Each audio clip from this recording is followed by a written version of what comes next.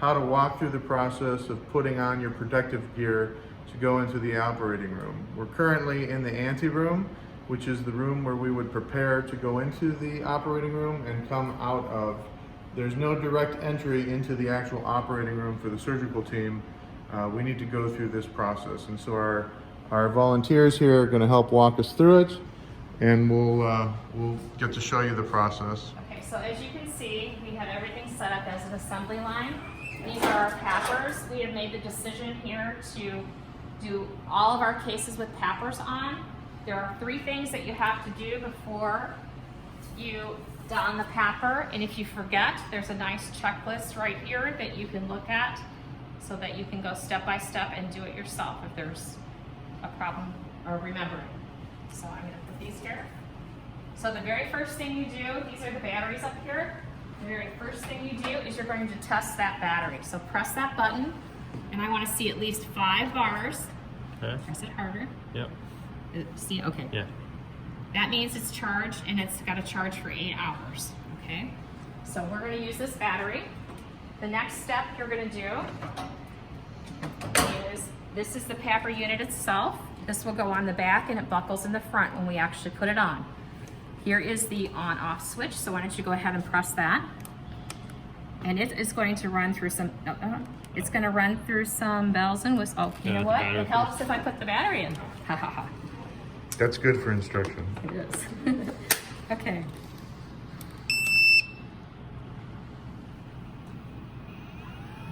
Okay, it's going to go through all the bells and whistles and do all the self-testing. There are 2 more tests that you have to do before you can actually wear this. Kind of vibrated. Did you feel that? Yep. Okay. All right. So after this unit has been running for 1 minute, we're going to tip this unit about like that. We're going to put this flow meter here, and it has to be at least at the E, and this is after 1 minute. So technically I shouldn't be testing it just yet, but wait for a minute and then do it. And this is all relative to where we're at in sea level, okay? So we're gonna say this passed. If it didn't pass, you don't use the unit. The next test, you got a hold of that? Got it. The next test is you're gonna take the palm of your hand and you're gonna occlude that. It's an occlusion test, so if anything happens to the unit while you have it on, it's going to alarm so that we know that there's a problem. You just leave your hand on there for a minute.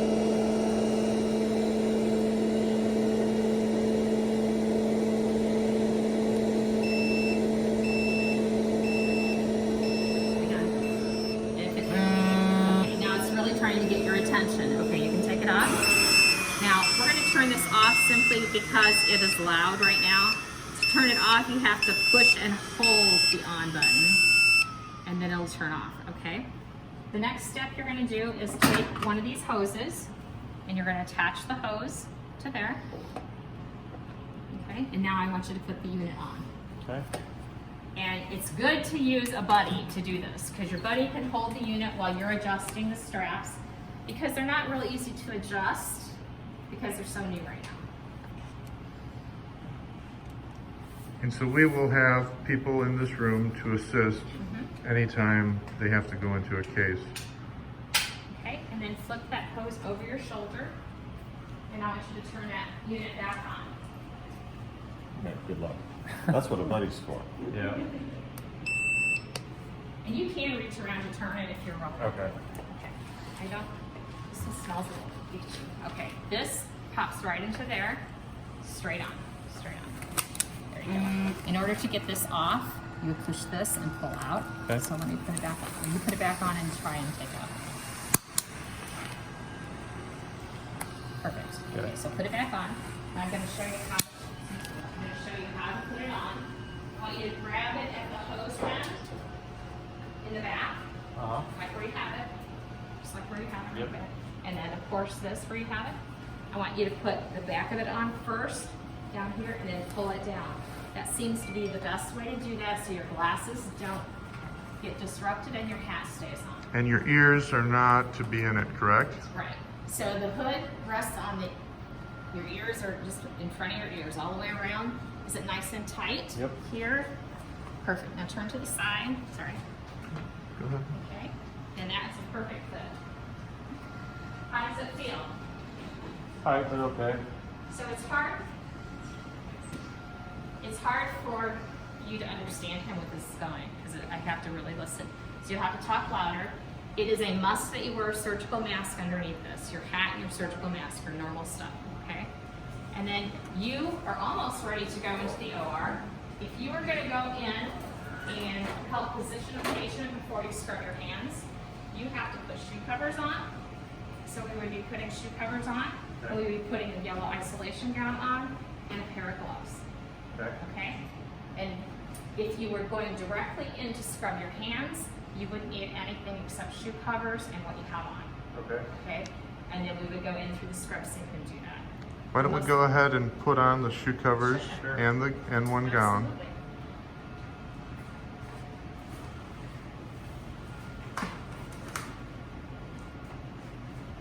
And then again, if you don't remember what you're supposed to wear, we have signs for the residents, the circulators, the surge techs, the nurses in the room, the support. And Kathy, would you say this adds about how much time to the process before and after? I would say that you should count on at least 10 minutes getting dressed, because it's going to take probably 3 to 4 just to get the PAPR done here. And then, you know, you're going to have to scrub in later too, so that's going to add some time before you actually start your procedure. So the whole thing will probably take about a half an hour extra to do this. So it's very important to be patient and cooperative, Very right? important. We want everyone to be safe, so everyone in this room will be checked. You will not be allowed to go in that room unless you are covered the way you're supposed to be covered. Okay. And so then we can walk through. At our facility, we have it set up with a special hallway between the 2 operating rooms. He's going to gel his hands prior to putting his gloves on. So we need to make sure before we're putting any gloves on that you're washing your hands with the alcohol rub.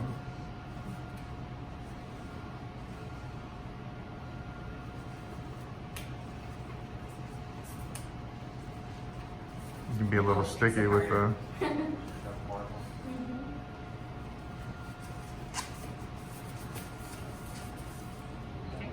Okay.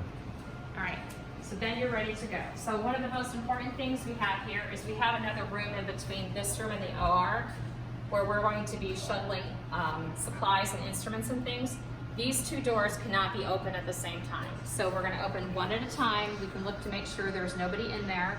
We're gonna open this door and come in.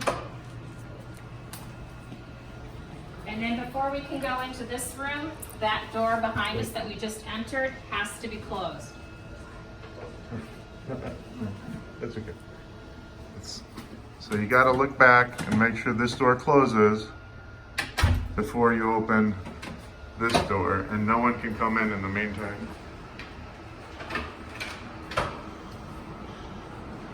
Now for instruction, we do have some other people who are joining us, but this wouldn't be the case otherwise. Okay, so if you are in the room, this room has been stripped of practically everything. There are no supplies in here, so everything that you don't bring in when you first set up the case has to be asked for and brought in through that process that we just did. After the patient is in the room, you're going to keep the patient bed here. It's going to be over there against that wall. That door is only to be used when the patient comes in and when the patient exits, and that's it. Okay? No coming in and coming out. Once you're in here, and you're done. Now the only exception is if this is our surgeon or a resident who needs to scrub afterwards, after he's helped position this patient, you're ready to go, then he will doff all of this garb, the gown and the gloves, and he will go and gel his hands, and he will go in and wash his hands with a scrub. Then he will come back in and gown and glove like he normally would, preferably using 2 sterile gloves. Okay? So after the procedure is done, then we want the surgeon or the resident to stick around. So if you take off your outer pair of gloves and toss them in the trash, then you've got a clean pair of gloves on. You still have a gown that we can use for isolation, and you can help with the patient from the OR table onto the transport bed or cart. Okay? So it's not a mandate to wear 2 gloves, but it may be a good idea because it might help you be available to assist with the transport of the patient and helping the anesthesiologist. And we should not be leaving the room until the patient is transferred to the cart and that you've confirmed with anesthesia that the patient is stable, and that way the surgical team, meaning the surgeon, assistant, can step away from the bed in the room. And then at that point, if we assume that this current gown and gloves were the surgical gown and gloves, can we walk through the process of how he would take that off? So when we're completely done, we're gonna walk over here to this area. The first thing you're gonna do is you're gonna reach down. So you have a sterile gown and glove. You're gonna reach down and take your shoe covers off. So go ahead and do that. And you're gonna throw them in this trash can right here. And then the proper way to take this off is to pull like you do a surgical. You want to break it away. And you want your gloves to come off inside your gown. Peel it down. I can't help you. Yep. And take your gloves off at the same time. Everything comes off together and gets put into there. Then you're going to come over here and gel your hands. And again, that would be, what he just did right now would be exactly what you do when you go to scrub. And then, other than you wouldn't take off your shoe covers before scrubbing, correct? Correct. And so you would go through this process before going to scrub. And now that the case is done, he's done the same exact thing in addition to taking off the shoe covers. Put a pair of gloves on. He's going to, Put a clean pair of gloves on. now at the end of the case, not when going to scrub, but now at the end of the case, he's putting on a clean pair of gloves.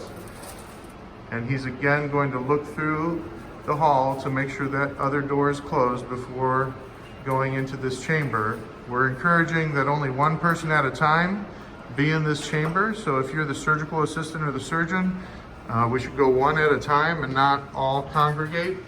We are going to have multiple people for instruction again. So when you come out of this door, you're going to see the stop sign. It tells you where to go for your N95 and your PAPR removal. And Madge has gone over here to this sink right here. So you do not go straight into the ante room after the case with your PAPR. You're going to come into this area to remove it. Okay, so if you forget, I do have some instructions up here on what to do. The removal and cleaning of the PAPR.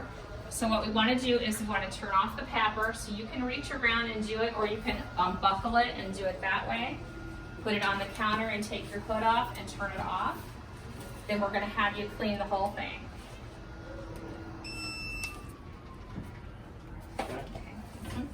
This step is very important to follow. Every person putting one on is going to be the person responsible for cleaning it. There's not going to be someone to come in and clean this for you. So you need to respect the process for the next person that's going to use it. So this counter is now dirty. He's going to take a Clorox bleach and he's going to disconnect the hood, and he's going to wash the hood first.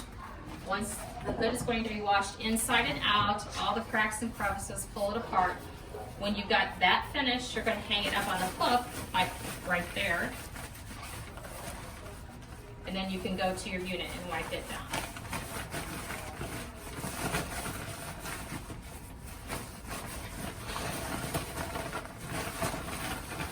And please point out if he doesn't do it right or needs to be more thorough.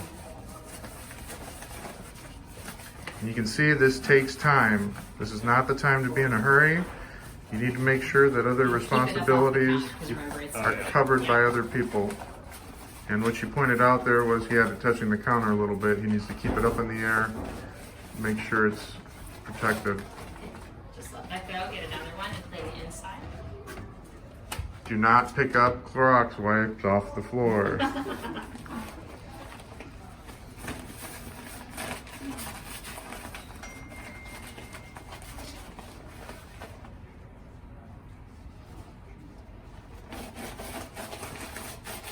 So these will potentially smell like bleach when you put them on. They may be a little moist depending on how recent the previous case was.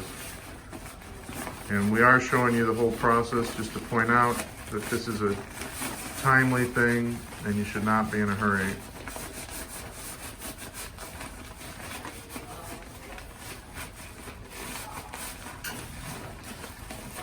The process for the surgical tech and circulator is essentially the same for putting on and taking off the gear.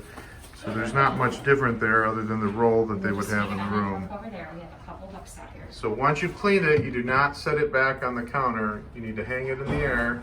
And then you're going to, yep. You're going to pick this one up off the counter. Trash right there. pick that one up off the counter and don't put it back on the counter until it's clean and you've wiped the counter off. And Do I then you disconnect can- the hose right now? I wouldn't right now. Okay. It makes it more difficult to handle. And there is not a buddy for this part of it. Make sure you're not letting it touch your scrubs as well. And is this a one person at a time job, so everyone else has to wait in the OR? Up to 2 people, but preferably one at a time. As you can see, we don't have a lot of room. We can fit 2 people here. There's not a lot of counter space. You can't be in a hurry. You just gotta wait. Very good.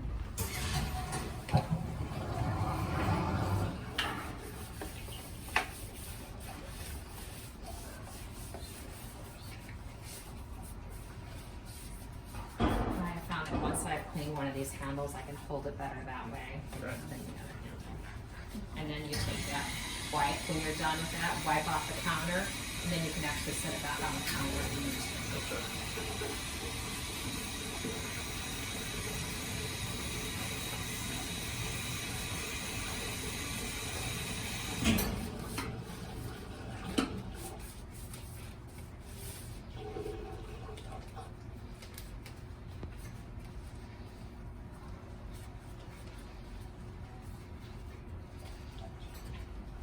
Okay, so wipe the counter down, you can set it back down because then you're going to take your gloves off.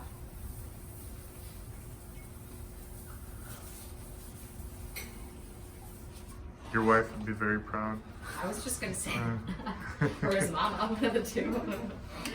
So take your gloves off, throw your stuff in the trash there. You're gonna wash your hands with soap and water.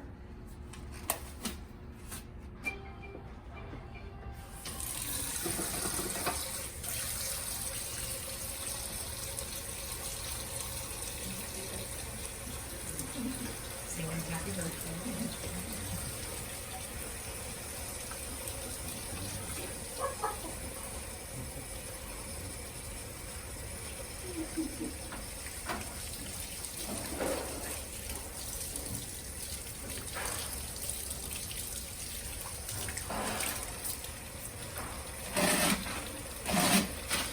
Now, if for some reason you were doing this process and you ran out of equipment or needed something, it would be easy enough to just go to the doors over here and find out how to get something without running back in there. Right. But you shouldn't leave this room until you finish this process, right? Right. Now just pick up the 2 clean units with your 2 clean hands. We're gonna walk back into the clean anti-room after we make sure there's no doors up on either side. So there are no gloves over here to put on. It's more making sure you've washed your hands. And we'll come over here. If I can put on one of the hooks.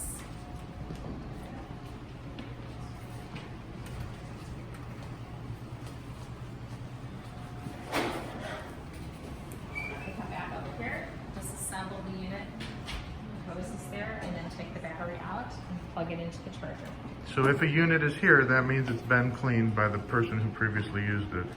So no circumstance do you put a used unit without cleaning it in this area or bring it into this room. And at this point, is he done with the process? He is done. Okay. So thank you for watching. Hopefully this was helpful. If you have any questions, please find your appropriate supervisor or director and we can help clarify. Please be patient. Please follow this process and this will help protect us all. People are going to be in the room typically. So typically we want to limit it to 1 anesthesiologist or anesthesia provider, 1 circulating nurse, 1 surgeon, 1 resident, and 1 surgical tech. Okay. And so that means that any equipment that we need needs to be well anticipated ahead of time. Anything that's certain to be open should be in the room, and anything that is not certain to be open will be in this room here. Correct. So anything that you know for sure you're going to use should be opened and on your back table, because anything that is left over after the case, we have to toss. So the surgeon really needs to communicate with his team and the tech before everyone goes into that room how things are going to play out. Not that that shouldn't happen all the time, but it's especially important in these cases that we have communication amongst team members, making sure that we know what we're going to need in those rooms. And anything. I want to say the best place to do that is this room, because everyone is in here getting prepped, ready to go, talking about the procedure, what we're going to do, what else we might need. This is an ideal place for you to do it before you walk into that room. And so if I'm the surgeon and I need something during the case, there's going to be someone in this room that is going to have it available. We're going to call out to the other room. We're not going to step out. Someone's going to call into the other room, and they will go to this door, make sure that no one else is in that area, and then they will set it down on this table. Correct? They will knock on the door very loudly into the next room, and then they will step back into the other room and let the door shut. And if there's still any uncertainty, they'll call on this phone over here into the other room to let them know that that product was available. So there's no going in and out of those rooms by anyone other than the 5 people that we have assigned to that room. Are there any other questions that we're missing or anything else we need to go over? Are these 2 rooms going to be like terminally clean at the end of each day? So So the anterior hall there and that OR are terminally cleaned every time we do the case and every day. So that takes about how long? That takes a long time. So what's going to happen is that with a patient, when you're done with your surgery, the patient's still going to be there for a good 30, 40 minutes before they leave. And then the room is shut down for another 30 minutes after that anesthesia nurse team gets back. It has to come through this room and do this process. So that's when we start the clock. So it's going to be at least an hour to an hour and 15 minutes before that room would ever be available if you wanted to use it. Yeah, so realistically, we're probably talking about 2 hours between cases or more, and not a quick turnover. And so at our facility currently, there's just one group of rooms set up to accommodate this. We have options to expand that if we need to. Any other questions that we should be answering for the surgeons out there? We were asked to stay in the room until the patient's moved over, but also asked not to be in the room when intubation and extubation occurs. When is that? So that's for different rooms and different scenarios. Right now, that's for the patients that we don't have a COVID suspect or positive. So any patient who is COVID suspect or COVID positive that needs surgery will go through this exact process, which means that all of those people will be in the room wearing the appropriate hood and gear to be available to assist, and you should be fully protected with that gear on in that process. So you will be in the room at the time of intubation, typically for this particular scenario, whereas operations on non-COVID patients is what you were referring to. And we have a little sign there that kind of covers that, and you can pause your video if you need to take a good look at that. Any other questions that we should be asking for surgeons out there? Once again, thanks everyone for participating, and thank you to Kathy very much for putting in all this great work. There's 2 masks, hoods, and shields up on the wall, and I asked when is it appropriate to use which hood. So we want everyone in these rooms to wear PAPRs. If they can't wear a PAPR, they have to wear an N95. Those are available, but it's not what we want them to do. So if a surgeon needs or wants to wear a headlight or loops, these PAPRs will likely, the headlight it won't work for sure, the loops will unlikely to fit in that. So they would have to find a way to make it work with this shield and an N95. So it's not our preference, we're not preferring to do N95, but if the surgeon needs to wear a loop to perform a surgery safely, then the N95 would be the next option with a face shield in front of all that.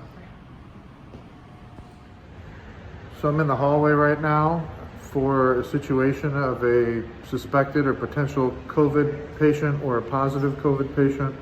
And what we have is the hallway is blocked off and there is tape. So no one is allowed to enter or exit this area while the patient is in the hallway. The patient was brought in from the elevator this way, brought through this area, and then everything was taped off. The patient then goes to the room directly. This is the ante room where the staff get doffed and donned, but then the actual room is down in this area and separate from the rest of the hallways and OR space. So no one can come through here and get exposed. The patient is in there with the team until the case is done, and there's no one entering or exiting through that door until the patient comes through the door. And security is blocking off the hallways to get the patient from their room to the operating room. And then the team comes in here to the ante room where we will go through getting all of the